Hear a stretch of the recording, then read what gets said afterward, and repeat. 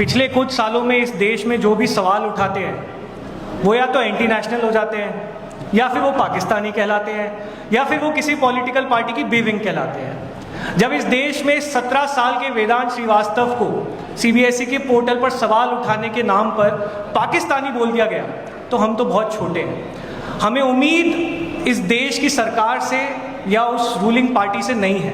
उनका पूरा इकोसिस्टम लगा हुआ है हमें पाकिस्तानी बोलने में, हमें एंटी नेशनल बोलने में। हमारी उम्मीद इस देश के युवाओं से है, उन 2 करोड़ 20 लाख लोगों से है जिन्होंने बड़ी उम्मीद के साथ कॉकरोच जनता पार्टी का इंस्टाग्राम पेज आज भी फॉलो कर रखा है। उन 8 लाख लोगों से है जिन्होंने एक स्वर में धर्मेंद्र प्रधान जी का इस्तीफा मांगा है। ये देश इंपॉर्टेंट है।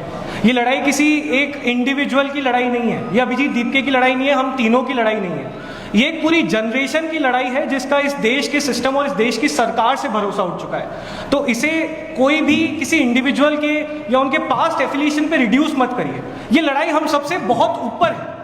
ये लड़ाई हर उस युवा की लड़ाई है जो लगातार उम्मीद खोता जा रहा है। इस देश में एजुकेशन सिस्टम का हाल किसी से छुपा नहीं है, चाहे वो गवर्नमेंट स्कूल्स हो जिनकी हालत आप सबको पता है, प्राइवेट स्कूल्स जो मनमानी फीस चार्ज करते हैं, कॉलेजेस का हाल आप सबको पता ही है, जॉब्स हमारे पास है नहीं, स्किल डेवलपमेंट के नाम पर हम कुछ कराते नहीं हैं। एक आखिरी फंक्शनिंग जो इस पूरे सेटअप में चीज़ थी वो थी गवर्नमेंट एग्जाम्स।